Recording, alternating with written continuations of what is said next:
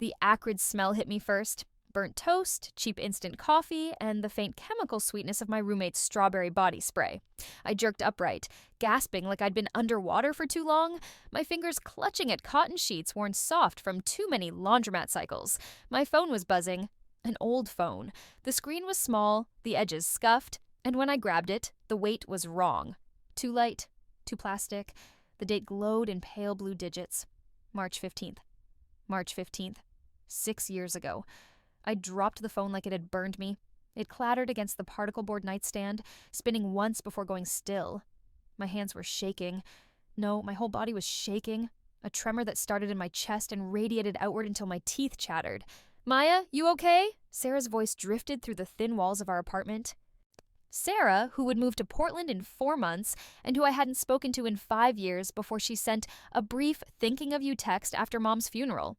Sarah, who was supposed to be a ghost from my past, not a 22-year-old grad student shuffling around in fuzzy socks on the other side of this wall. The burnt toast smell was getting stronger. I could hear her swearing softly in the kitchen, the scrape of a butter knife against charcoal.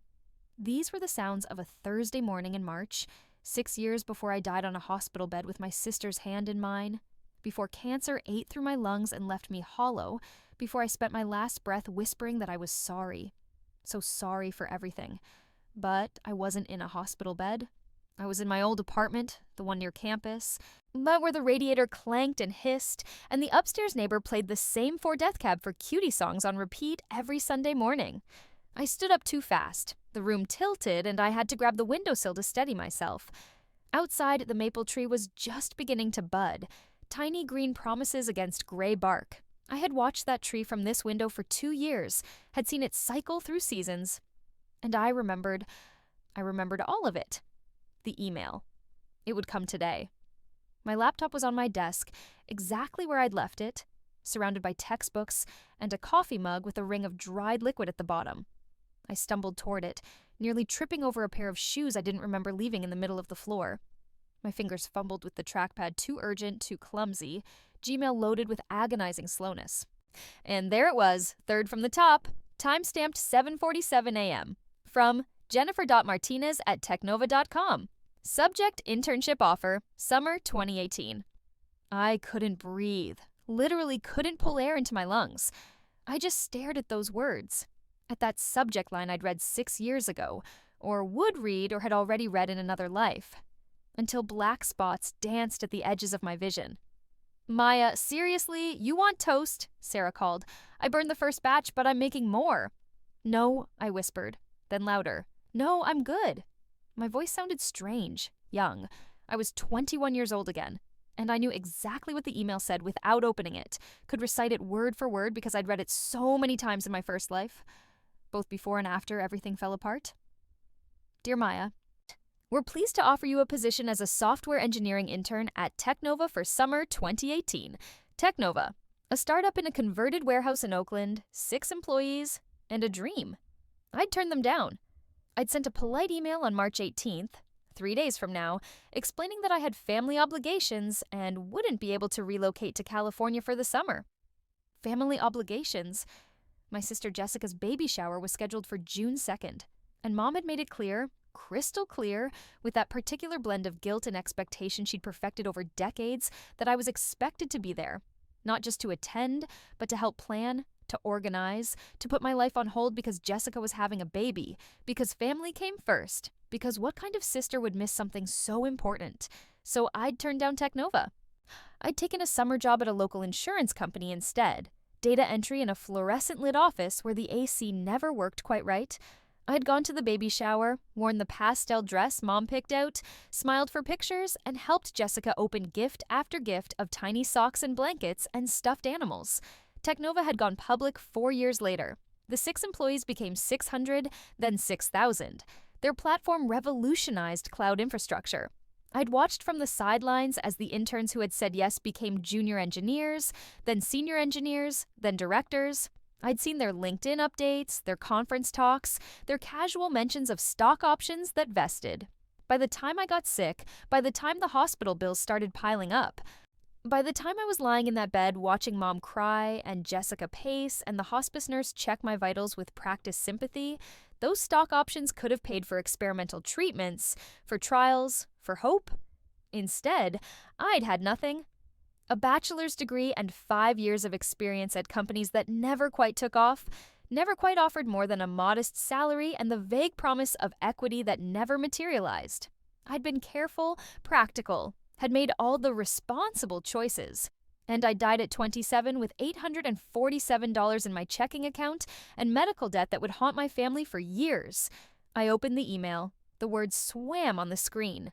Innovative environment, mentorship opportunities, competitive stipend plus housing, equity options for exceptional performers. My phone buzzed again. Oh, I knew who it would be before I looked. Mom.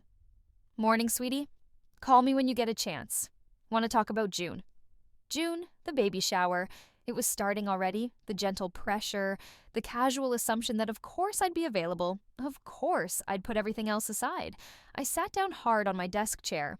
It squeaked. The left wheel had always been loose. I remembered that now, remembered meaning to fix it and never getting around to it. The morning light was streaming through the window, illuminating dust motes that danced and swirled in the air. Everything was so familiar and so impossible. 6 years. I'd been given 6 years back, and I knew exactly what I was going to do with them. The campus coffee shop smelled like burnt espresso and old textbooks. I ordered a latte, something I never did in my first life because I was always worried about money, and watched the barista create a foam leaf pattern on the surface. Her name tag said Riley, and I had a sudden, disorienting flash of memory. She would graduate next year and move to Brooklyn to pursue photography. I'd seen her exhibition announcement on Facebook 4 years from now, had thought about buying one of her prints, but never did. Now she was just a college senior with purple streaks in her hair, humming along to the indie music playing through the shop speakers. I found a corner table and pulled out my laptop. The Technova email was still open.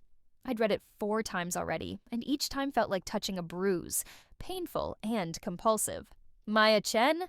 I looked up. Professor Reeves was standing next to my table, holding a travel mug that said, "But first coffee in Comic Sans." She taught my advanced algorithms class, and I'd barely spoken to her beyond homework questions in my first life.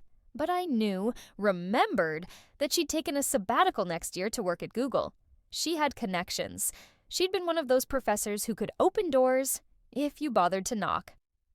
"Hi, Professor Reeves," I said, and my voice came out steadier than I felt. "Burning the midnight oil?" She nodded at my laptop. "Or the early morning oil, I guess." Just looking at some emails, I hesitated, then made a decision that would have terrified the old Maya, the careful one. "Actually, could I ask you something about internships?" She glanced at her watch, then pulled out the chair across from me. "I've got 15 minutes before office hours." Shoot.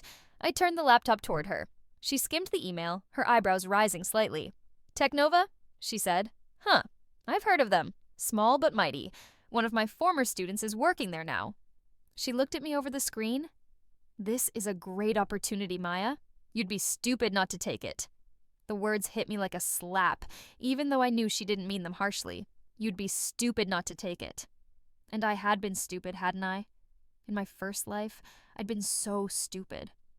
"My family," I started, then stopped. How could I explain? How could I tell her that my mother would cry on the phone, that my sister would accuse me of being selfish, that everyone would say it was just an internship, as if 3 months at the right company couldn't change the entire trajectory of a life? Professor Reeves waited. "My sister's having a baby," I said finally. "Her baby shower is in June. My mom wants me home." "And you can't do both?"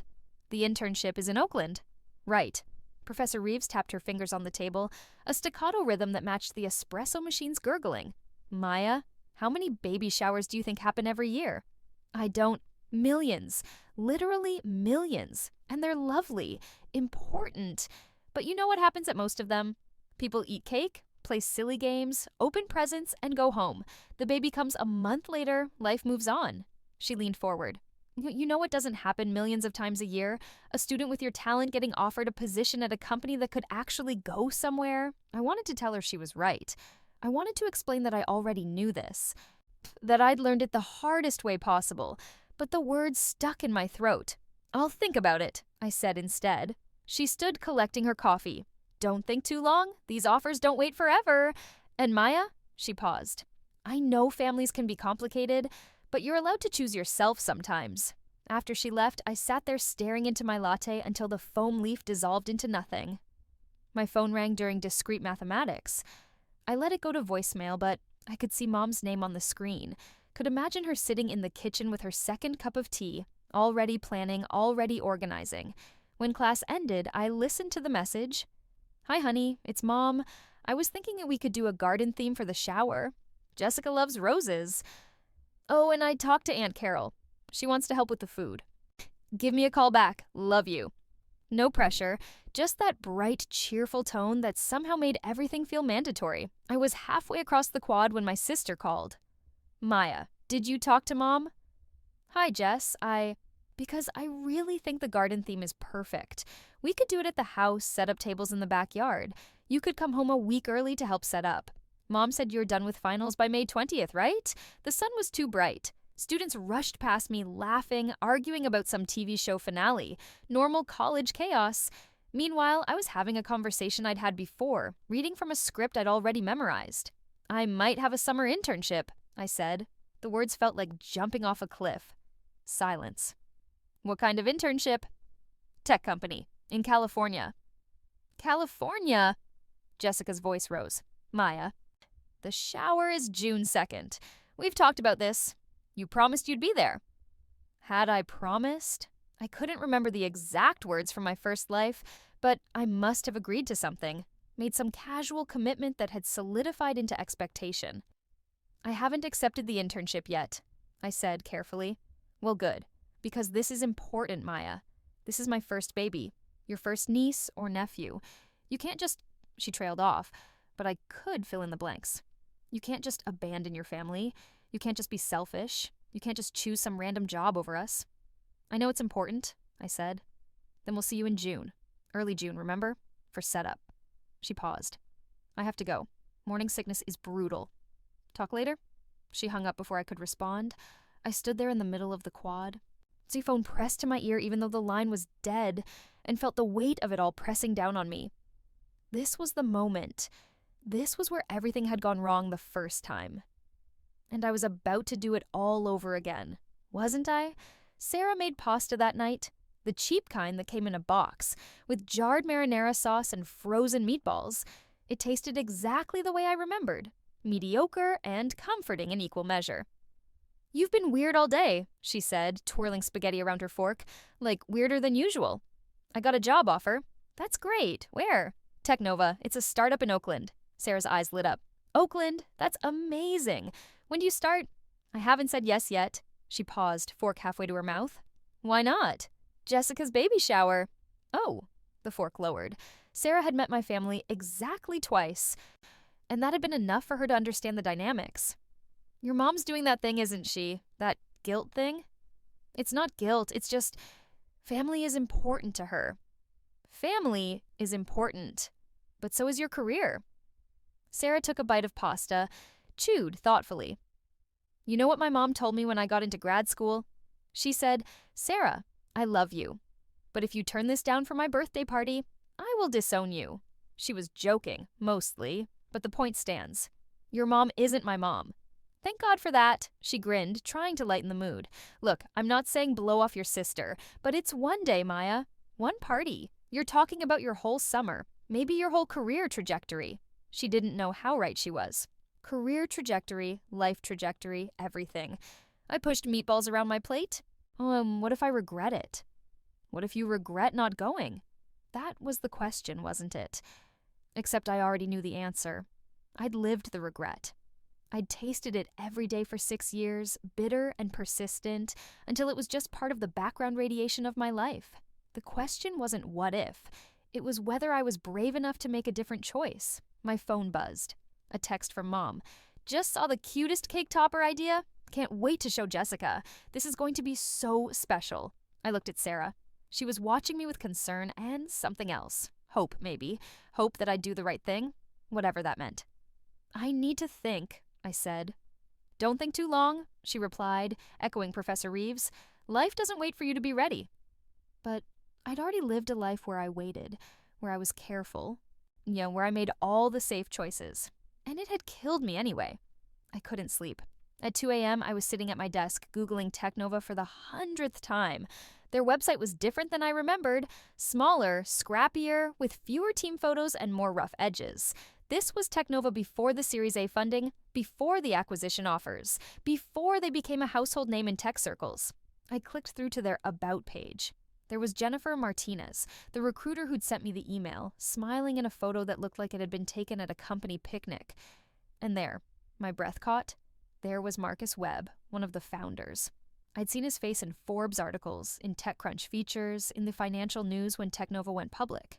But here, in this photo, he was just a guy in his early 30s with messy hair and an old Stanford t-shirt, holding a beer and laughing at something off camera. I knew what was going to happen to Technova. I knew about the breakthrough they'd make in August, the patent they'd file in November, the contract with Amazon that would change everything. I knew which engineers would become CTOs at other companies, which early employees would cash out and retire at 35, which projects would fail and which would revolutionize the industry.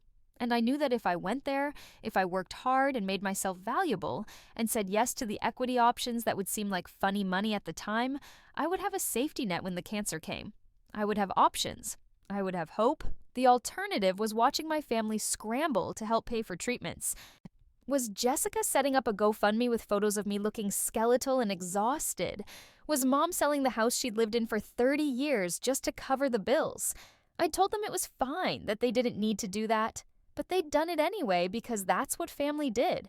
They sacrificed, and they'd resented me for it. Just a little. I'd seen it in Jessica's eyes when she visited the hospital, in the way Mom's hands shook when she wrote another check. They loved me, but I'd become a burden, a crisis, a tragedy that drained them dry. If I had money, if I had Technova money, that wouldn't happen. But if I went to Oakland, I'd miss the baby shower. I'd disappoint my mother. I'd confirm Jessica's suspicion that I was selfish, that I cared more about my career than family. I'd be the sister who wasn't there.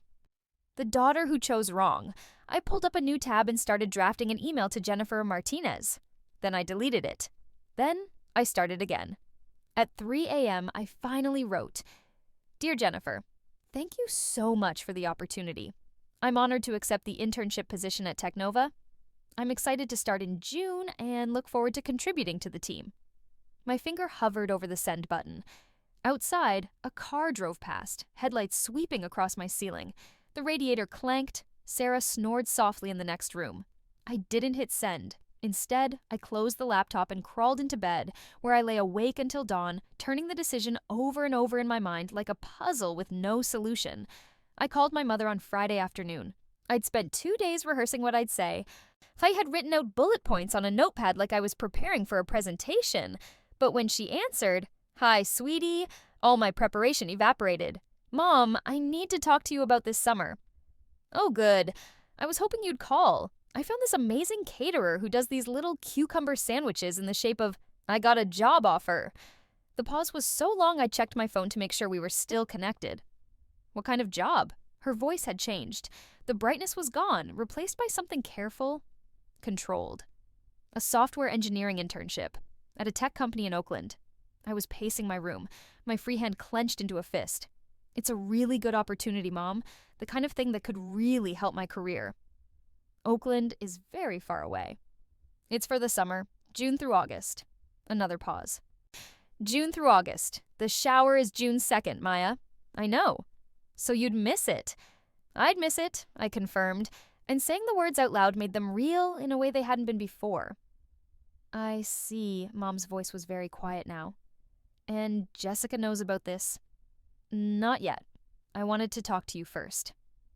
"How thoughtful." The sarcasm was subtle, but unmistakable. "Maya, your sister is having a baby. Your first niece or nephew? This is a once-in-a-lifetime moment. Internships are also once-in-a-lifetime, Mom. This company, they're really selective. If I turn this down, I won't get another chance. There will be other internships, other companies. Would there? In my first life, I'd applied to dozens of positions after turning down Technova. I'd gotten 2 offers, both for unpaid positions at startups that folded before I graduated. The insurance data entry job had been a last resort, something I'd taken because I needed money and couldn't afford to be picky. Not like this one, I said. Maya. She sighed, and I could picture her exactly. Sitting at the kitchen table, her reading glasses pushed up on her head, probably wearing that cardigan with the loose button she kept meaning to fix. I understand that your career is important, but family has to come first. That's how we've always done things. How we've always done things. The family motto, the unspoken rule. When Grandpa got sick, Mom had taken leave from work to care for him. When Uncle Richard lost his job, we'd all chipped in. When Jessica's boyfriend in high school dumped her before prom, I'd canceled my plans to stay home and watch movies with her. Family first. Always. Except family first had meant me second. It had meant my dreams deferred, my opportunities sacrificed, my whole life arranged around everyone else's needs. And where had it gotten me? A grave at 27 and a family drowning in debt. I'm going to take the internship, I said. Maya, I've already made up my mind, Mom. I'm sorry. I know this isn't what you want to hear, but I have to do this. Silence. Then, I think you're making a terrible mistake. Maybe, but it's my mistake to make. Jessica's going to be devastated. I'll call her. I'll explain. I don't think you understand how hurtful this is, how selfish. The word hung between us. Selfish. I've been called that before, in my first life, when I'd asked to skip Thanksgiving one year because I had a project deadline, when I'd said I couldn't help move Jessica into her new apartment because I had a job interview, when I'd chosen myself, even for a moment I was selfish. I'm sorry you feel that way, I said, and my voice was steady even though my hands were shaking. But I'm still going. Fine, Mom's voice was clipped. Do what you want. You clearly don't care about this family anyway. She hung up. I stood there in my room, phone pressed to my ear, listening to the dial tone. My reflection stared back at me from the mirror over my desk, 21 years old, scared but determined. I looked younger than I felt. The version of me from my first life had cried after this phone call, had spent hours doubting herself, had almost changed her mind a dozen times. This version of me walked to my laptop, opened the email to Jennifer Martinez, and hit send before I could second-guess myself again. Jessica called 30 minutes later. I let it go to voicemail. Then she called again. And again. On the fourth call, I answered. Are you fucking kidding me? No hello, no preamble. Mom just called me crying, Maya. Crying. She said you're choosing some job over my baby shower. It's not some job, Jess. I don't care if it's the fucking presidency. This is my baby, my first baby. And you're my sister. You're supposed to be here. I could hear her pacing. In the background, her fiancé, Tom, I remembered his name now, said something I couldn't make out. I want to be there, I said, and it was true. Not for the shower itself, maybe, but for Jessica. For the baby who would be born in August, who I'd only seen 3 times in my first life because I'd been too poor to afford plane tickets, too busy with jobs that went nowhere. But this internship is more important than me. Got it. Message received. That's not what I'm saying. Then what are you saying? Jessica's voice cracked. Explain it to me, Maya. Explain how it's okay to miss the most important day of my life for some tech bro startup that probably won't even exist in 5 years. But it would exist. It would thrive. And I needed it to, because the alternative was dying broke and desperate, was watching my family sell everything to try to save me, was leaving them with nothing but medical bills and grief. I couldn't tell her that, though. How could I explain that I was making this choice not just for me, but for her? That I was protecting her from a future where she'd have to choose between her child's college fund and her sister's chemotherapy? I know you don't understand, I said quietly, but I need you to trust me. This is important. Trust you? She laughed, bitter. You're abandoning me and you want me to trust you? I'm not abandoning you. I'll visit after the summer. I'll meet the baby. Forget it. Just forget it, Maya. Go to California. Have a great time. I hope it's worth it. She hung up too. I sat on my bed and stared at the wall. The poster I'd hung freshman year, a print of Van Gogh's Starry Night, was slightly crooked. I'd never noticed that before. Or maybe I had in my first life, and just forgotten. Everything was the same and different at once. Sarah knocked on my door. I heard yelling. Oh, you okay? I accepted the internship. Oh, shit. She came in, sat next to me. How'd they take it? About as well as you'd expect. They'll come around, eventually. Would they? In my first life, Mom had stayed disappointed in me for years, had brought up every family event I missed as evidence of my selfishness. Jessica and I had never been close again after certain fights, had maintained a polite distance that felt worse than open hostility. But in my first life, I'd also been powerless. I'd made the right choice and ended up with nothing. Maybe if I succeeded, if I could show them that this decision mattered, if I could help them instead of being a burden. I hope so, I said. Sarah squeezed my shoulder. Want to watch something terrible on Netflix and eat ice cream? Yeah, I said. Yeah, that sounds good. But later, lying in bed, I couldn't stop thinking about the anger in Jessica's voice, the disappointment in Mom's. I'd hurt them. I knew I'd hurt them. And part of me, a large part, wanted to take it all back, to send another email saying I'd changed my mind, to be the good daughter and sister I was supposed to be. But I didn't, because I'd been the good daughter before, and it had killed me. The bus to Oakland smelled like stale pretzels and recycled air. I had a window seat, my duffel bag tucked under the seat in front of me, and 7 hours to think about what I'd done. Mom hadn't called again, neither had Jessica. I'd texted them both before leaving, simple messages about my arrival time, my new address, and gotten one-word responses. Okay from Mom, fine from Jessica. My Aunt Carol had sent a longer message. I know this must have been a hard decision. Follow your heart, sweetie. They'll understand eventually. I wasn't sure if that was true, but I appreciated the sentiment. The landscape shifted as we drove. The familiar green of New England giving way to the endless highways of the Midwest, then the desert, then finally the golden hills of California.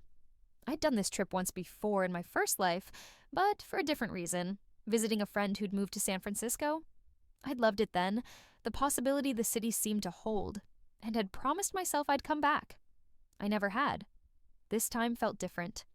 This time felt like coming home.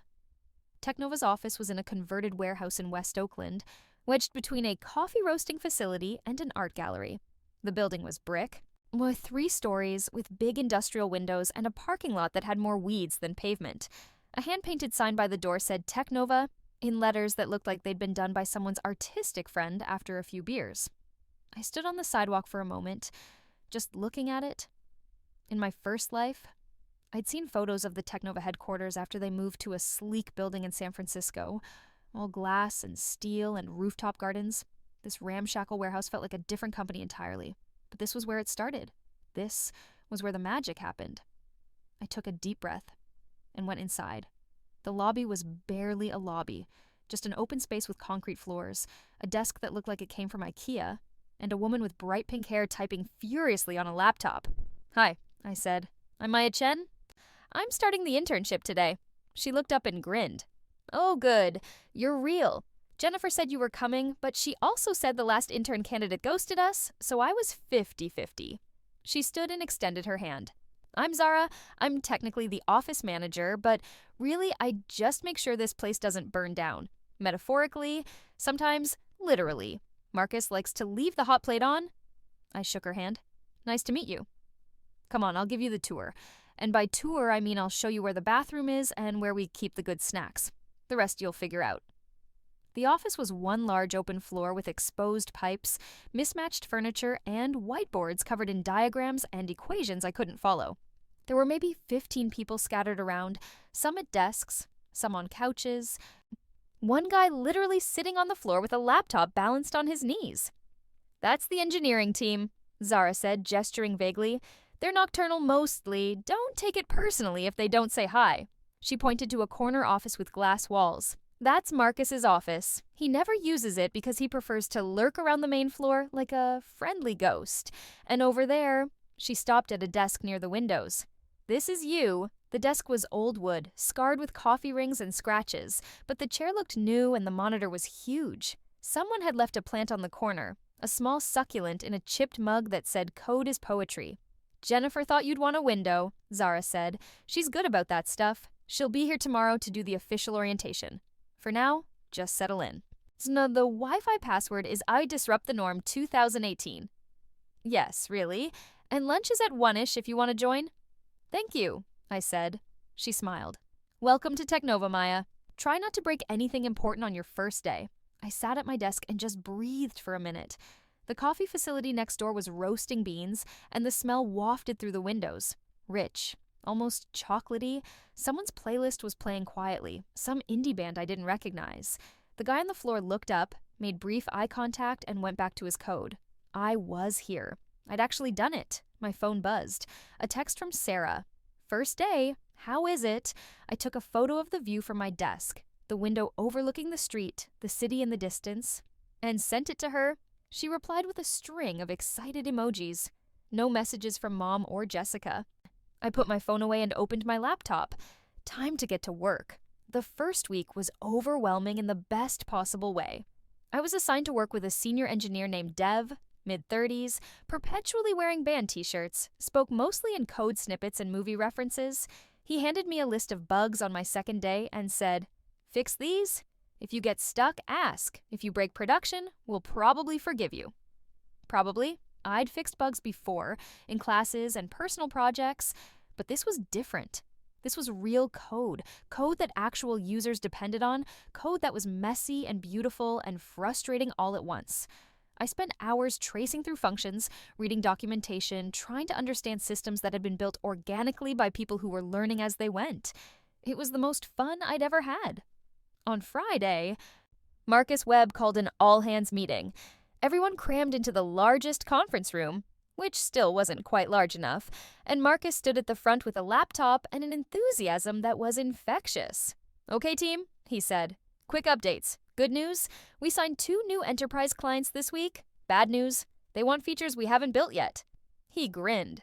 "So, business as usual." People laughed. Marcus clicked to the next slide. "Here's where we are.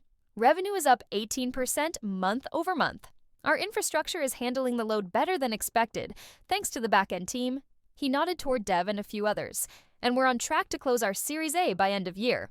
Series A. I knew the exact date they'd close it. November the 14th. I knew who would lead the round, how much they'd raise, what the valuation would be. It felt surreal, sitting here listening to Marcus talk about it like it was uncertain.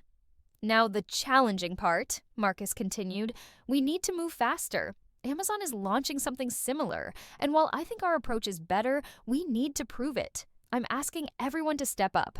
Long hours, weekend work if necessary. I know that's tough, but if we pull this off..." He trailed off, but everyone understood. If we pulled this off, Technova wouldn't just be a startup. It would be a real company. After the meeting, I went back to my desk and looked at my task list. There was a feature request that had been marked low priority, something about optimizing database queries. I'd read the ticket earlier and dismissed it as boring, but I remembered something from my first life. From one of those late-night Wikipedia binges when I couldn't sleep. There had been an article about Technova, about how they'd nearly lost their Amazon contract in the early days because of performance issues, database bottlenecks. I pulled up the ticket again and started reading more carefully. If I was right, if this was the issue that would cause problems, then maybe I could fix it before it became critical. Maybe I could make myself valuable enough that they'd offer me equity when I graduated. Maybe I could change more than just my own future. I worked until midnight that night, and when I finally left the office, the coffee facility next door was dark and quiet. But I felt alive in a way I hadn't in years, in a way I never had in my first life. The heat wave hit Oakland in mid-June. The warehouse didn't have air conditioning, just industrial fans that pushed hot air around, and everyone worked in t-shirts and shorts, sweating through the afternoons until the fog rolled in and brought temporary relief. I'd been at Technova for 3 weeks, and I'd fallen into a rhythm. Arrive at 9, code until lunch, spend afternoons in meetings or pair programming sessions, stay late to work on my own projects. The database optimization had become my obsession. I'd spend hours studying the codebase, running tests, trying to figure out exactly where the bottleneck would occur. "You're still here?" I looked up. Dev was standing by my desk, backpack slung over one shoulder. It was past 10 p.m., and I hadn't noticed everyone else leaving. "Just finishing something," I said. He peered at my screen. "Database query optimization?" "That's not even your assigned work." "I know, I think this could be important." Dev pulled up a chair and sat next to me. "Show me what you've got." I walked him through my findings, the way the queries scaled poorly with data size, how the indexes weren't optimized for the access patterns where caching could help. I'd prepared a whole presentation, had graphs and benchmarks, and a proposed solution. Dev listened silently. Then he said, "Huh. Is that a good huh or a bad huh?" "It's an impressed huh." He scrolled through my code. "This is solid work, Maya. How did you even know to look at this?" I couldn't tell him the truth. So I said, I was reading about database performance for a class project and thought our setup might have similar issues. "Well, your instincts are good." He stood. "I'm going to talk to Marcus about this. If you're right and we can implement these changes before we scale up." He trailed off, but I could see the calculations happening behind his eyes. This could save us a lot of pain down the line. After he left, I sat back in my chair and let out a breath I hadn't realized I was holding. This was it. This was the moment that could change everything. My phone buzzed, a text from a number I didn't recognize. "This is Jennifer from HR. Marcus wants to meet with you tomorrow at 2. Conference room B." My heart started racing. I barely slept that night. I kept playing out scenarios in my head. Marcus firing me for overstepping, Marcus praising me, Marcus offering some vague good job that went nowhere. By the time my alarm went off, I'd convinced myself of at least 12 different outcomes. The morning crawled by. I tried to focus on my assigned tasks, but my mind kept drifting. At 1:45, I gave up pretending to work and headed to conference room B. Marcus was already there, along with Dev and a woman I didn't recognize. Late 40s, sharp suit, carrying herself like someone who'd seen 1,000 pitches and wasn't impressed by any of them. "Maya, come in." Marcus gestured to a chair. "This is Rachel Kim. She's one of our potential Series A investors." Oh no. Rachel extended her hand. "Nice to meet you, Maya. I've been hearing interesting things about your work." I shook her hand, trying to keep mine from trembling. "Nice to meet you, too." "Dev showed me your analysis," Marcus said. He had my documents pulled up on his laptop. "The database optimization proposal. It's impressive work for an intern." "Thank you," I managed. "I want you to present it to Rachel. She's concerned about our scalability, and I think this addresses some of her questions."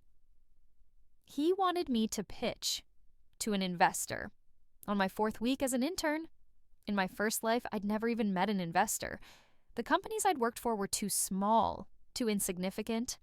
I'd watched friends give presentations at conferences while I stayed home, too junior to be included. Now I was here, and I had a choice: freeze up and confirm that I was just a kid who'd gotten lucky, or prove that I belonged. I took a breath and started talking. I walked them through the problem, how database queries were the backbone of Technova's platform, how current performance was fine but wouldn't scale, how competitors who grew too fast often hit these exact bottlenecks. I showed them my benchmarks, explained my proposed solutions, talked about implementation timelines and resource requirements. Rachel asked sharp questions.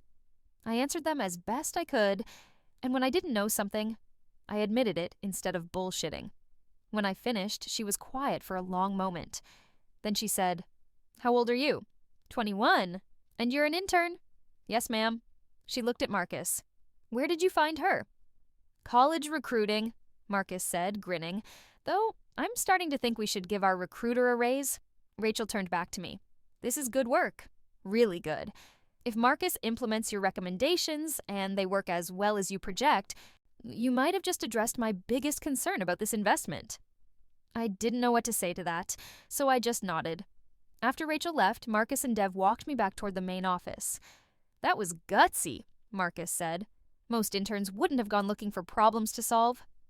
"I just wanted to help," I said. "Well, you did, and you're going to keep helping. I'm reassigning you. Forget the bug fixes. You're going to work with Dev on implementing this optimization." "Really?" "Really. Consider it a promotion. Unpaid because you're still an intern, but we'll make it worth your while." He paused. "You're in your senior year, right? Graduating next spring?" "Yes." "We should talk about a full-time offer after you graduate." He clapped me on the shoulder. "Good work, Maya. Keep it up." I walked back to my desk in a daze. This was happening. It was actually happening. I pulled out my phone and took a photo of my monitor, which was displaying a congratulatory Slack message from Dev. Then I opened a message to Sarah. "You won't believe what just happened." As I was typing, another message came through. From Mom. "Jessica had the baby shower today. She asked about you." I didn't know what to tell her. The words hit me like cold water. I'd been so caught up in Technova, in this new life I was building, that I'd almost forgotten.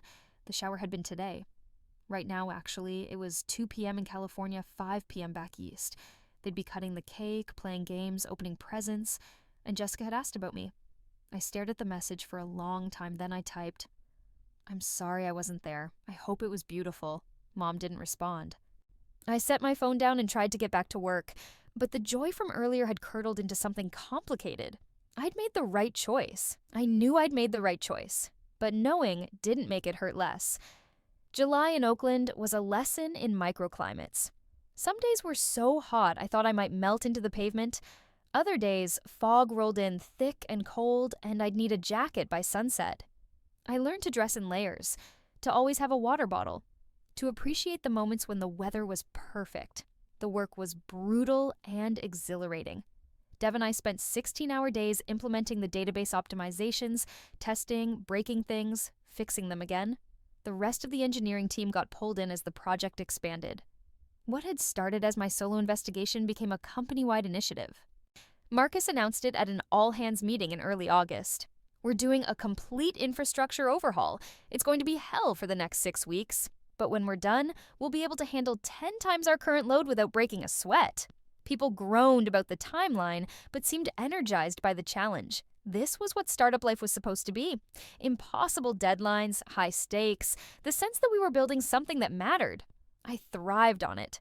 Late one night, or early one morning, it was hard to tell anymore, I was debugging a particularly nasty edge case when Marcus appeared next to my desk with 2 cups of coffee. "Thought you could use this," he said, handing me one. "Thanks." I took a sip. It was terrible, burned and bitter, but the caffeine was welcome. Marcus leaned against my desk. "Can I ask you something?" "Sure." "Why are you here? And I don't mean at Technova specifically, I mean here at 3 in the morning, working on code that's not technically your responsibility." I considered lying, saying something about passion for technology, or wanting to learn, or career advancement. But Marcus had been honest with me, and I felt like I owed him the same. "My family didn't want me to take this internship," I said. "I had to choose between being here and being at my sister's baby shower. Everyone thought I was making a mistake." "Were you?" I looked around the office, at the whiteboards covered in diagrams, at the code on my screen, at the sleeping bags tucked under desks for the nights when going home seemed pointless. "No," I said. "I don't think I was." Marcus nodded slowly. "Family stuff is hard, I get it. My parents wanted me to be a doctor. When I dropped out of med school to start this company, they didn't talk to me for a year. Did they come around? Eventually, when they realized I was serious, when they saw that I was actually building something." He took a sip of his coffee, made a face. "God, this is awful. Anyway, point is, you're proving them wrong by being here, by doing this work. That has to count for something." "I hope so." He stood up. "Get some sleep, Maya. We need you sharp tomorrow." After he left, I sat there with my terrible coffee, thinking about family and choices, and whether proving people wrong was the same as making them understand. My phone buzzed. A photo from Sarah. A screenshot of a news article. "Tech startups to watch. Technova's revolutionary approach to cloud infrastructure shit," Maya, Sarah had written. "Nee, you're working for these guys." I smiled and sent back a single emoji. Then I went back to debugging because there was work to do and I was exactly where I needed to be. August brought fog and revelations. The infrastructure overhaul went live on August 15th, a Wednesday that I would remember for the rest of my life because it was the day everything changed. We'd spent the previous 72 hours in the office running final tests, fixing last-minute bugs, and preparing for every possible failure mode. By the time we pushed the update to production, I'd consumed so much coffee that my hands shook and my vision occasionally blurred at the edges. Marcus called everyone into the main room at 3 a.m. We gathered around his laptop, watching the monitoring dashboard like it was the final minutes of a sports game. "Here we go," he said, and clicked the deployment button. For 5 agonizing seconds, nothing happened. Then the graph started updating, response times dropping, throughput increasing, error rates staying steady at near 0. Someone whooped. Then everyone was cheering, hugging, high-fiving. Dev picked me up and spun me around, which would have been more triumphant if I hadn't been so exhausted that I nearly threw up. We did it! Marcus was grinning so hard I thought his face might split. We actually did it. The celebration lasted until dawn. Someone ordered pizza. Someone else found champagne hidden in a filing cabinet. We toasted to success, to sleep deprivation, to the future. When the sun came up, we were all sprawled across the office like survivors of a natural disaster, too tired to go home, but too wired to sleep. I ended up on one of the couches, wedged between Zara and an engineer named Kevin, who was already snoring. My phone was buzzing with notifications, Slack messages, monitoring alerts, all positive, and one text from Sarah that just said, "You're alive." Good. Nothing from my family. I closed my eyes and let the exhaustion take me. The calls started 3 days later. First, it was TechCrunch, wanting to interview Marcus about the technology. Then it was a venture capital firm that had heard interesting things and wanted to meet. Then it was Amazon. Amazon? I wasn't in the room for that call, but everyone knew about it. The whole office was buzzing with rumors. Amazon was impressed by our new infrastructure, wanted to discuss a partnership, maybe wanted to acquire us entirely. Marcus shut down the acquisition rumors immediately. We're not selling, he announced at the next all hands, but we are partnering. Amazon wants to integrate our technology into their cloud platform. It's a big deal. A really big deal. I knew how big. In my first life, this partnership had been the turning point. The moment when Technova went from scrappy startup to serious player. The contract would be worth millions, would validate everything Marcus had been working toward, and I'd helped make it happen. That thought was intoxicating and terrifying in equal measure.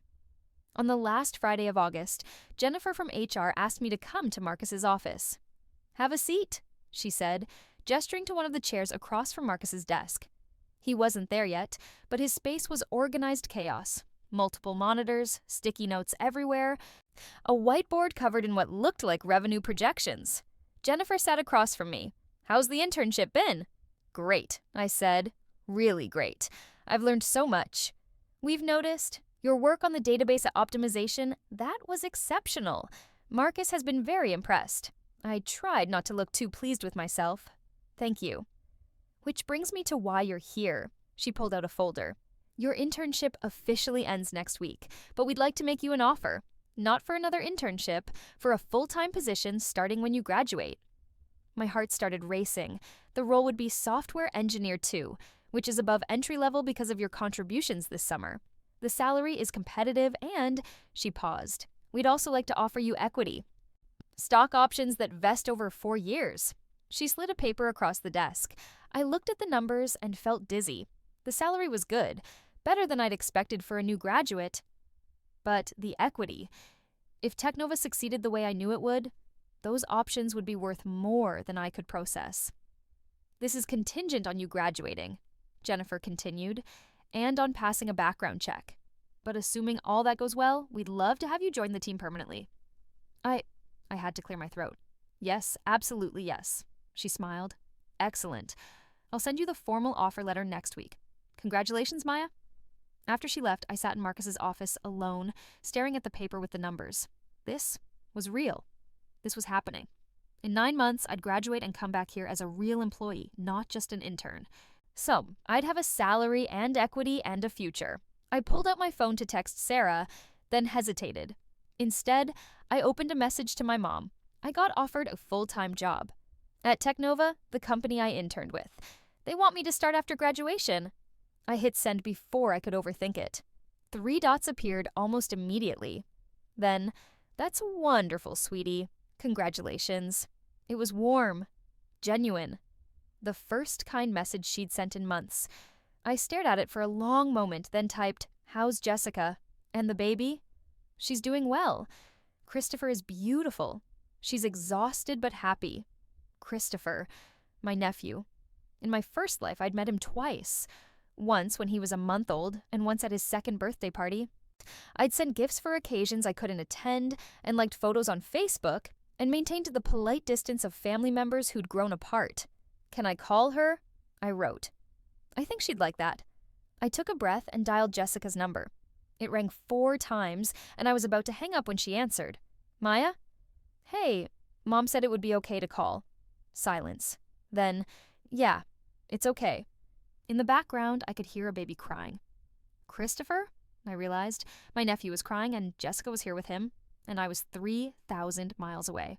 Congratulations, I said. On Christopher. Mom says he's beautiful. He is? Her voice was softer than I'd expected. He's also a terrible sleeper, but yeah, he's perfect. I'm sorry I wasn't there. For the shower? Another long pause. I was really mad at you, you know, for months. Though I thought you'd chosen some job over me, over your family. I know. But Mom showed me the article, the TechCrunch thing about your company. And Tom was like, Jess, she's working on actual revolutionary technology. That's not just some job. She laughed, but it was strained. I still don't really get what you do, but I'm starting to understand that it matters to you. It does, I said quietly. I want you to meet him, Christopher. I want my sister to know my son. My throat tightened. I want that too. Thanksgiving? She suggested. Could you come home for Thanksgiving? I thought about my calendar, about the projects I'd be working on, about all the reasons I could say no. Then I thought about Christopher, about Jessica, about all the moments I'd missed in my first life because I'd been too broke or too bitter or too tired. Well, yeah, I said, I'll be there. After we hung up, I sat in Marcus's office and cried. Not sad tears, something else. Relief, maybe, or hope. The feeling that maybe I could have both. The career and the family, the success and the relationships. Maybe I didn't have to choose. I flew home for Thanksgiving. The ticket was expensive, and I couldn't really afford it on my intern stipend, but I used my credit card and tried not to think about it. This was important. Mom picked me up from the airport. She looked older than I remembered. Or maybe I was just seeing her differently now, with the knowledge of all the years she'd spent worrying about money, about me, about everything. You look good, she said as we drove. California agrees with you. It does, I admitted. Your father wants to hear all about your job. So, he's been reading everything he can find about Technova. She glanced at me. He's proud of you. We both are. Even though I missed the shower. She was quiet for a moment. I was angry. I'm not going to pretend I wasn't, but I think I was scared too. Scared that you were choosing a life that would take you away from us permanently. I'm here now, I said. You are. She reached over and squeezed my hand. And we're glad. Jessica's house was chaos. Christopher was 3 months old, refusing to nap, and the whole place smelled like turkey and dirty diapers and that specific scent of new parenthood that's impossible to describe. Tom was attempting to cook while also holding the baby, and Jessica was simultaneously setting the table and answering work emails on her phone. Maya! She thrust Christopher at me before I could protest. Here, hold your nephew. I need to stir the gravy before it burns. Christopher was tiny and warm and smelled like milk. He looked up at me with unfocused blue eyes, made a small noise, and then spit up on my shirt. Oh God, I'm sorry, Jessica said, running over with a burp cloth. It's okay. I was laughing and crying at the same time, holding this small person who didn't exist in my first life, who was only here because Jessica was happy and healthy and not burdened with her sister's medical debt. This was worth it. Every hard choice, every uncomfortable conversation, every moment of doubt, it was all worth it for this. We had Thanksgiving dinner around a table that was slightly too small for everyone. Dad asked me technical questions about Technova that I tried to answer in terms he could understand. Mom showed me photos of the baby shower I'd missed, and I looked at them without feeling guilty. Jessica told embarrassing stories about my childhood, and I retaliated with stories about her awkward middle school phase. It felt normal. It felt like family. That night, after everyone had gone to bed, I sat on Jessica's porch and called Sarah. How's the family reunion? She asked. Good. Really good, actually. They forgave you for the great baby shower betrayal? Something like that. I could see stars, faint against the light pollution. I think they're starting to understand, or maybe I'm starting to understand. I don't know. Understanding what? That I don't have to choose between who I am and who they want me to be. Oh, that maybe I can be both. Sarah was quiet for a moment. Then she said, That's very profound for someone who just got spit up on by a baby. I laughed. Shut up. I'm proud of you, Maya, for real. You took a huge risk and it paid off. It's not over yet, I said. I still have to graduate and then actually succeed at Technova. You will. I believe in you. After we hung up, I stayed on the porch a while longer, breathing in the cold November air and thinking about the future. Not the future I'd already lived, but the one I was building. The one where I made different choices and lived long enough to see them through. The one where I didn't die at 27. Senior year was a blur. I took the hardest classes I could find. Not because I needed them for graduation, but because I wanted to be ready for Technova. I spent weekends working on side projects, building my portfolio, learning new frameworks and technologies. Sarah complained that I'd become boring, that all I did was code and study and occasionally sleep. She wasn't wrong, but I also knew what was coming. In my first life, I'd coasted through senior year, confident that my degree would be enough. It hadn't been. I'd graduated with mediocre grades and limited experience, and I'd struggled to find work that matched my ambitions. This time would be different. I got a 4.0 that semester. Professors started using my projects as examples in their classes. I was offered a TA position for the spring semester, which I accepted because I needed the money and because teaching would make me better at explaining complex concepts. Technova sent me swag for Christmas. A hoodie, a water bottle, a laptop sticker with their logo.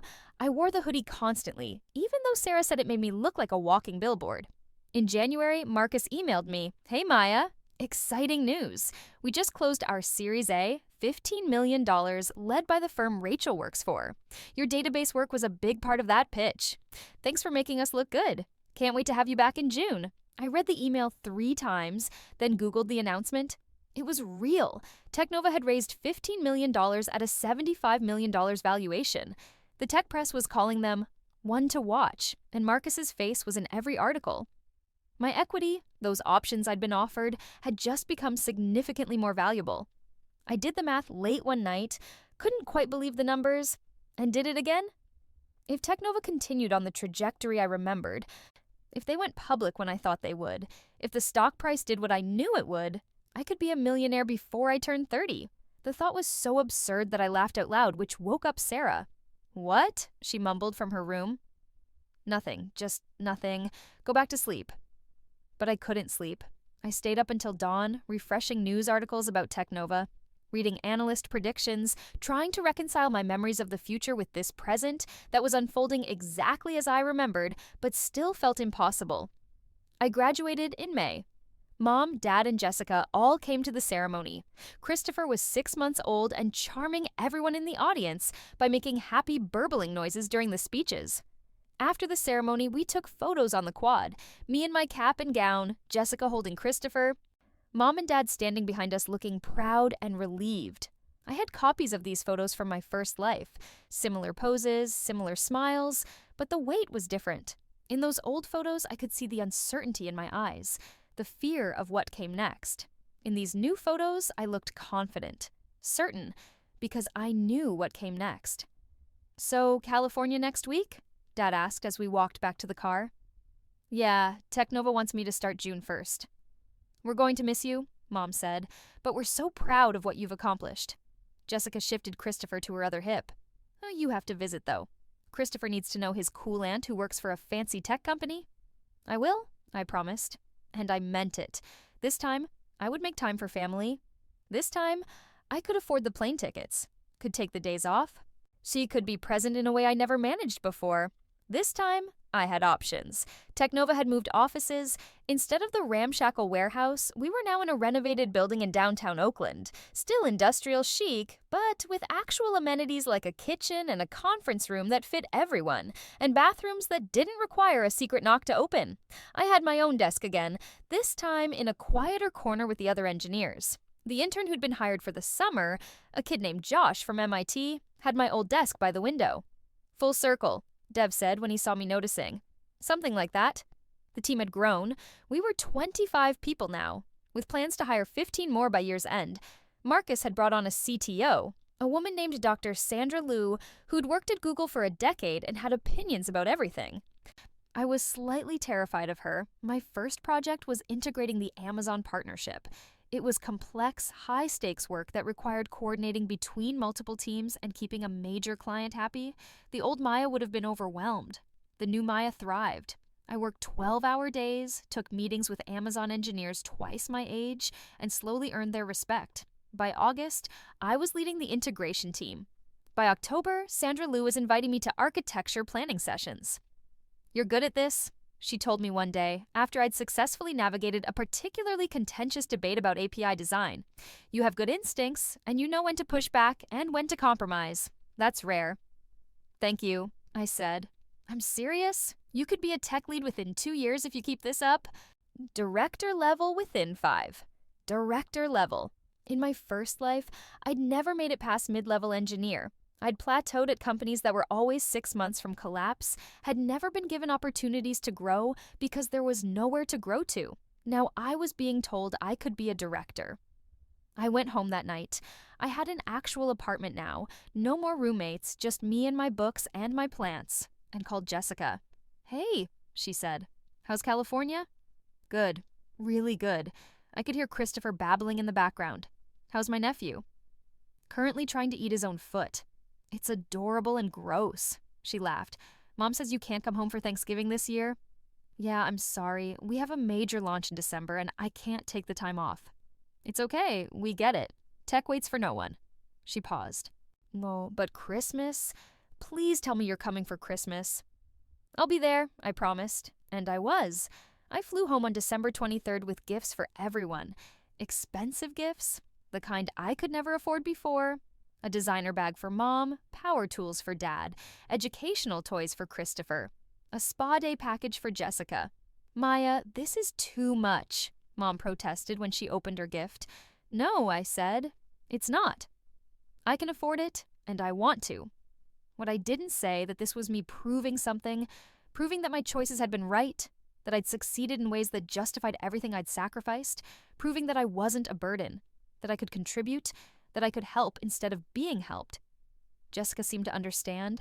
She hugged me tight and whispered, "I'm glad you went to California, even if it sucked at the time." "Well, yeah, I'm glad you chose yourself." Technova went public in April. The IPO was massive. $200 million raised at a valuation that made me dizzy when I saw it in the news. Marcus rang the opening bell at NASDAQ, and we all watched from the office as the stock price climbed and climbed. My options vested over 4 years, but I'd been there for 2 years already. Half of my shares were available.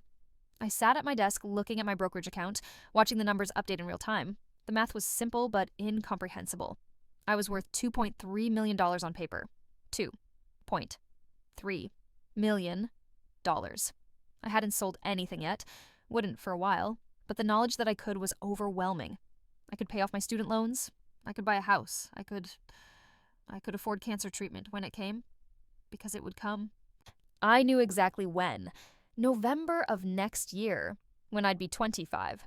A persistent cough that wouldn't go away, a chest x-ray that showed something concerning, a biopsy that confirmed the worst.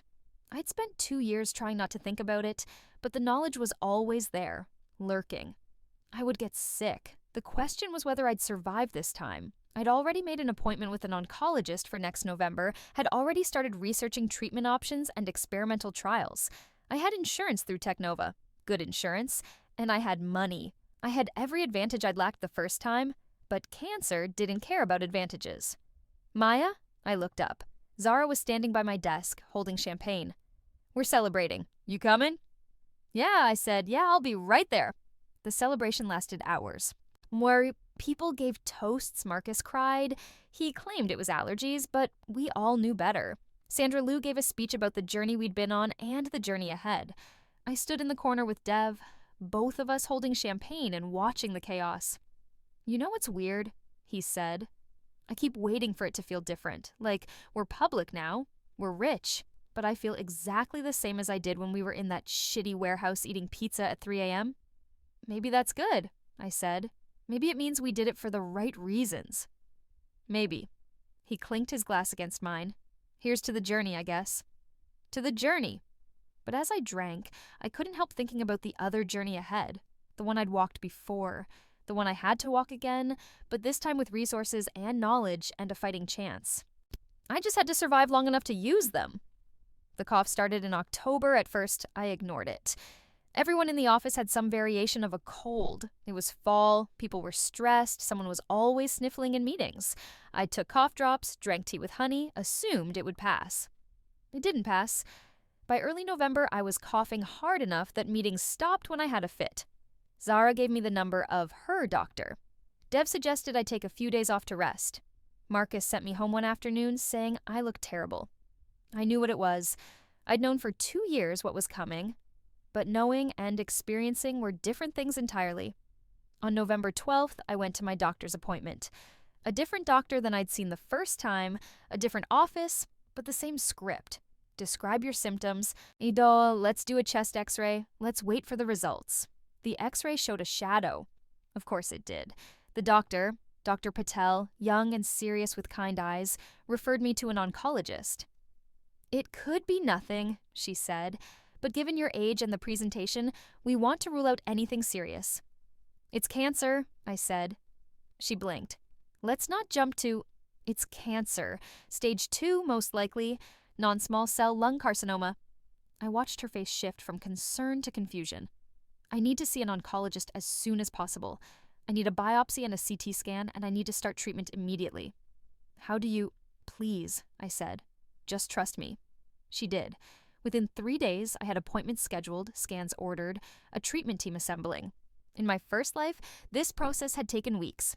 It had involved insurance denials and scheduling conflicts and bureaucratic nightmares. This time, I had money and determination and the willingness to pay out of pocket for anything insurance wouldn't cover immediately. The biopsy confirmed what I already knew. Stage 2 lung cancer, aggressive but treatable. Dr. Chen, my oncologist, a woman in her 50s who'd published extensively on novel cancer treatments, laid out my options. Standard treatment would be surgery followed by chemotherapy, she said, but there's also a clinical trial at Stanford. Immunotherapy combined with targeted therapy. The early results are promising. I knew about the trial. In my first life, I'd read about it in cancer forms while dying in a hospital bed.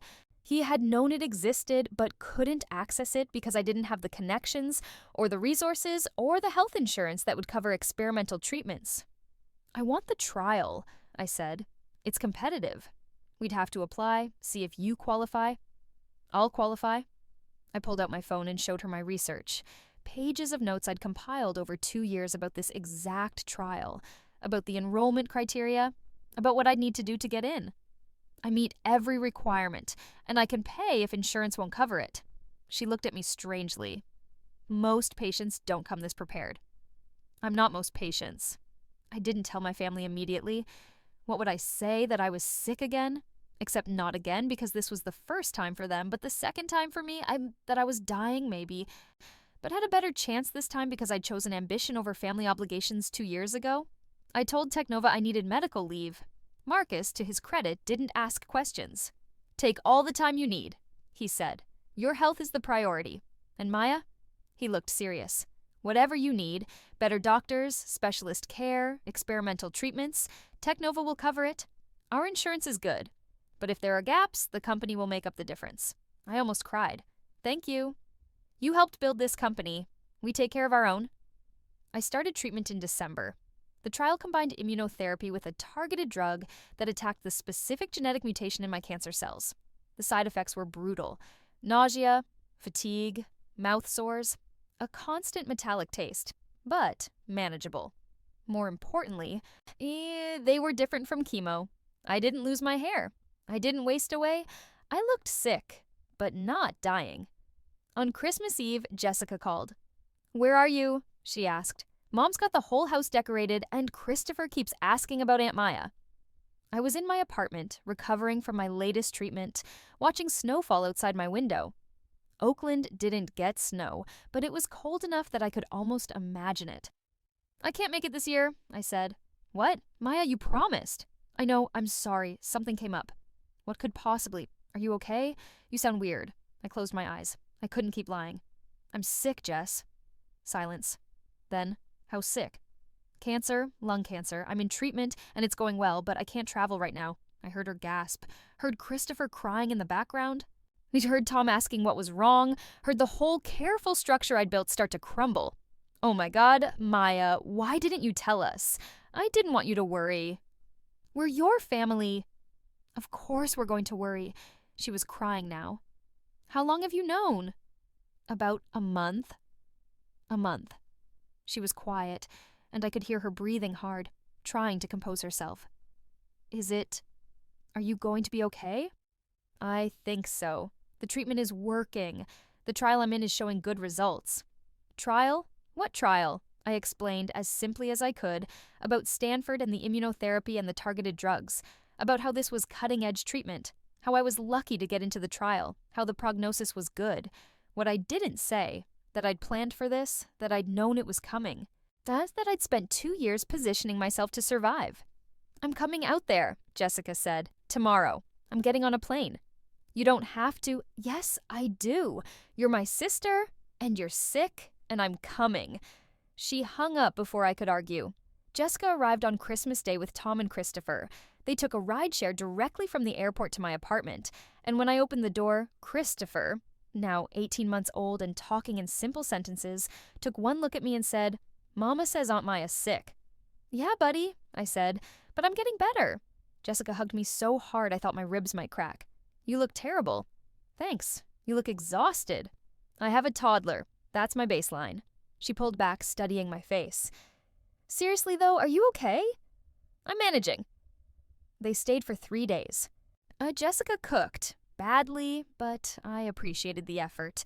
Tom handled Christopher, and we watched movies and talked about everything and nothing. It felt like old times, like before the resentment and distance, like we were sisters again instead of strangers who shared DNA. On the last night, after Christopher was asleep and Tom was in the guest room, Jessica and I sat on my balcony with mugs of tea. "I'm sorry," she said suddenly. "For what?" "For the baby shower, for making you feel like you had to choose, for being angry when you chose your career." She stared into her mug. "If you hadn't taken that internship, if you'd come home like we wanted, would you have the resources to fight this now?" I thought about it. Probably not. So you were right, and I was wrong. It wasn't about being right or wrong. It was about... I searched for the right words. It was about building a life that gave me options. And yeah, that life includes being able to afford good health care, but it also includes you being here now, and me being able to see Christopher grow up, and having a future worth fighting for. She wiped her eyes. "You're going to beat this, right? Tell me you're going to beat this." "I'm going to beat this," I said, and this time, I believed it. The treatment took 6 months. 6 months of weekly appointments, of scans and blood tests, of managing side effects and celebrating small victories. My tumor markers dropped. The shadow on my x-rays shrank. Dr. Chen used words like exceptional response and very promising. In April, she showed me a new scan. "The tumor is 90% smaller," she said. "At this rate, you'll be in remission by June." "Remission," I repeated. The word felt foreign. Impossible. "We'll keep monitoring, of course, and you'll need annual scans for the next 5 years." "But Maya," she smiled. "You did it. You beat it." I sat in her office and cried. Relief, joy, disbelief, all of it hit me at once. In my first life, I'd never gotten to this point. I'd fought for 6 months and lost, had watched the cancer spread despite treatment, had eventually been told there was nothing more to do. This time, I'd won. I called Jessica from the parking lot. "I'm in remission," she screamed so loud I had to pull the phone away from my ear. "Oh my God, Maya, that's amazing. We have to celebrate. I'm calling Mom right now." That weekend, my whole family came to California. Mom, Dad, Jessica, Tom, Christopher. We had dinner at an expensive restaurant downtown. My treat. And toasted to health, to family, to second chances. "I'm proud of you," Dad said, raising his glass, "for everything you've accomplished, for fighting, for being so damn stubborn." "I learned from the best," I said, looking at Mom. She laughed, wiped her eyes. To Maya, our fighter. We clinked glasses, and I looked around the table at the people I loved. Christopher was making a mess with his pasta. Jessica was showing Tom something on her phone. Mom and Dad were holding hands. This was what I'd fought for. Not just my life, but this. The ability to be here, to be present, to have a future with the people who mattered. I went back to work in June. Technova had grown even more during my absence. We were up to 75 employees, had opened a satellite office in Seattle, and I were in talks about international expansion. Sandra Lou had been acting CTO while I was gone, but Marcus wanted me back in leadership. "We need you on the architecture team," he said during my first week back. Your perspective, your technical skills, we missed you. I might not be able to work the same hours, I warned. I need to be careful about my health. We'll work around it. Your health comes first, always. And they did. I worked reasonable hours, took breaks when I needed them, and nobody questioned it. If anything, my illness had made me better at my job. I'd learned to prioritize, to delegate, to trust my team. I was more effective in 8 hours than I'd been in 12. By September, I was officially promoted to principal engineer. By December, Sandra offered me the role of VP of engineering. You're not serious, I said. Well, completely serious. You understand the technology better than anyone. You've proven you can lead, and the team respects you. Plus, you survived cancer and came back stronger. That's the kind of resilience we need in leadership. I thought about it for exactly 10 seconds before accepting. My stock options fully vested in June, 2 years after the IPO. The share price had tripled since going public. When I finally sold a portion, just enough to feel secure, the amount in my bank account was surreal. I was a millionaire.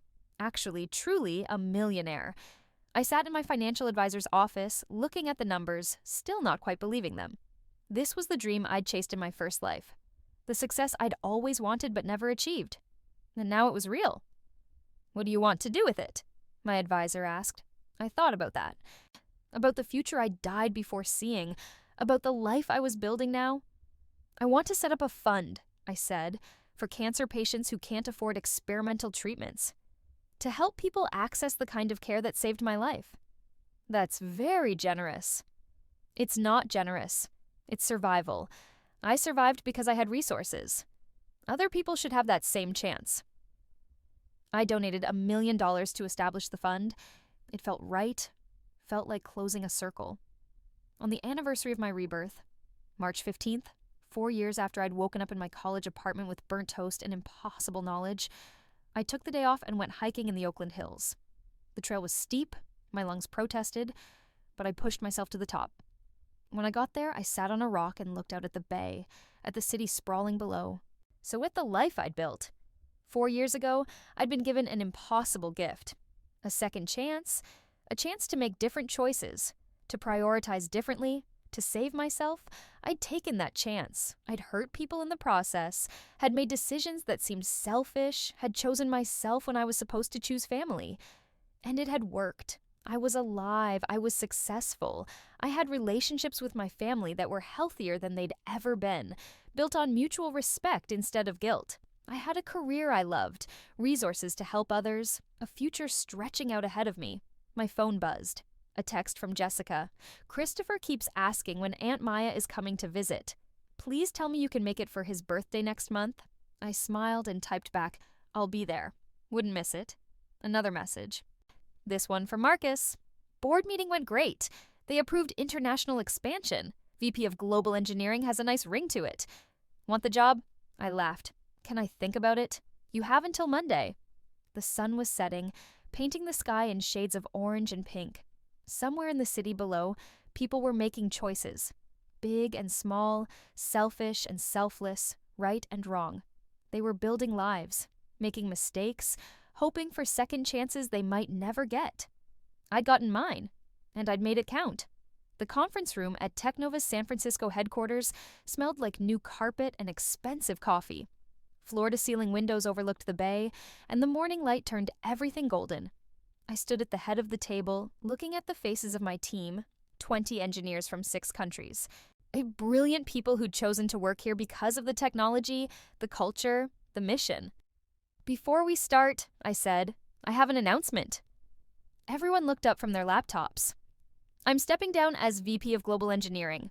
The silence was immediate and total.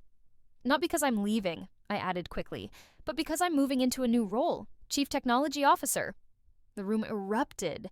People were congratulating me, asking questions, making jokes about how they'd have to start calling me Chief instead of Maya. Sandra Liu, who was retiring after 10 years with the company, raised her water bottle in a toast. To Maya, the best successor I could have asked for. After the meeting, I went to my office, a real office now, with a door and a view and a couch where people occasionally napped. My phone had exploded with messages. From Mom. So proud of you, sweetie. Your father won't stop bragging to his golf buddies. From Jessica. CTO. That's like super important, right? Christopher wants to know if you're basically Iron Man now. From Sarah, who I hadn't talked to in months. Maya Chen, CTO. I always knew you'd be running the world someday. Drinks when you're in town? I scrolled through them, smiling, until I got to one that made me pause. From an unknown number. Hi, Maya. This is Jennifer Martinez. I recruited you for your internship at Technova back in 2018. I saw the news about your promotion. I just wanted to say, I knew you were special from the moment I read your resume. Congratulations on everything you've accomplished. You've come so far. I stared at the message for a long time. Jennifer Martinez, who'd sent an email 6 years ago that changed my life, who'd given a college student a chance at a scrappy startup that could have failed, could have been nothing, but wasn't.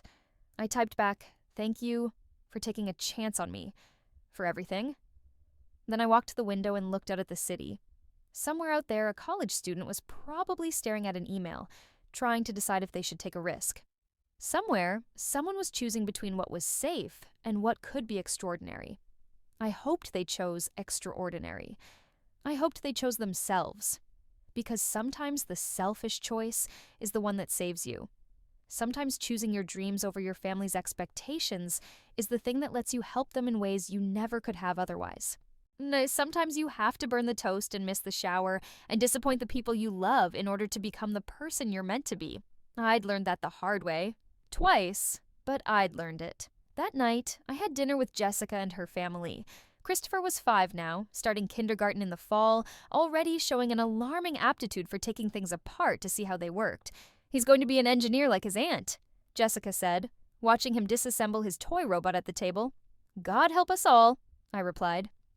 After dinner, Jessica and I sat on her porch while Tom handled bedtime routines inside. It had become our tradition when I visited, these quiet moments where we talked about everything and nothing.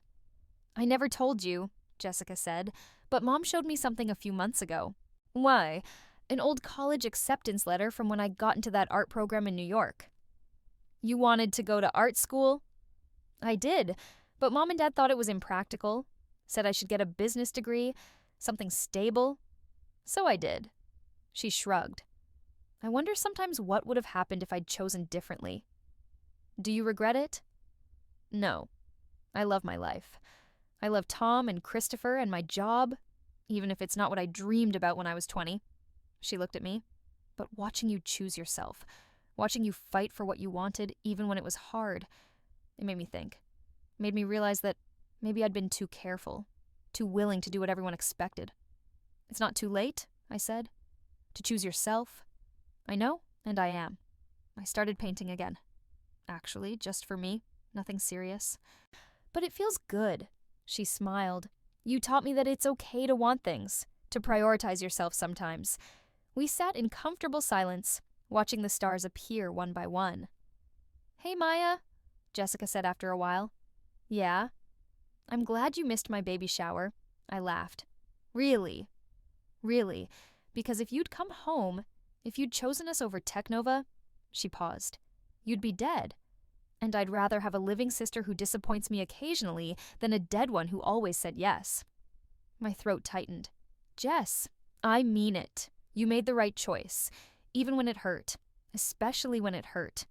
She reached over and squeezed my hand. Thank you for being brave enough to choose yourself. I flew back to San Francisco the next morning. As the plane took off, I thought about choices and consequences. About the life I'd lived and the one I was living now. In my first life, I died young and regretful. Had spent my last days apologizing for being a burden. I'd made all the right choices. Been the good daughter, the supportive sister, the family member who always put others first. And it had killed me. In this life, I'd been selfish. I'd chosen a startup over a baby shower, a career over family expectations, my dreams over their comfort. I'd disappointed people I loved. I'd hurt them. And I'd survived. Not just survived, thrived, built something extraordinary, became someone my family could be proud of, someone who could help instead of being helped. The plane leveled out, and I looked down at the clouds below, thinking about all the parallel lives I could have lived, all the versions of Maya who made different choices, There was the Maya who went to the baby shower and took the insurance job, who died broke and bitter. There was the Maya who never got the internship offer, who lived a normal life and never knew what she was missing. And there was this Maya, the one who woke up with a second chance and grabbed it with both hands, who risked everything for a startup that could have failed, who chose herself when everyone said she should choose differently. This Maya was a CTO at 30. This Maya had beaten cancer. This Maya had changed the world just a little bit and had the bank account and the relationships and the future to show for it. This Maya had won. The flight attendant offered me a drink. I asked for champagne, expensive and celebratory, because why not? I could afford it. I'd earned it. As I sipped, I thought about a college student somewhere staring at an email from a startup they'd never heard of, trying to decide if it was worth the risk. I hoped they said yes. I hoped they chose the uncertain future over the safe present. I hoped they learned what I'd learned, that sometimes the most selfish choice is the most important one, that disappointing your family is better than disappointing yourself, that life is short and uncertain and the only person you can truly count on is you. I hoped they survived long enough to understand. The plane carried me home to San Francisco, to Technova, to the life I'd built from the ashes of the one I'd lost. The clouds parted, the city appeared below, and I smiled. Life unfolds like the wind, unpredictable, powerful, beyond our control. But sometimes, if you're very lucky and very brave, you get a chance to adjust your sails. I'd adjusted mine, and I'd sailed into something beautiful.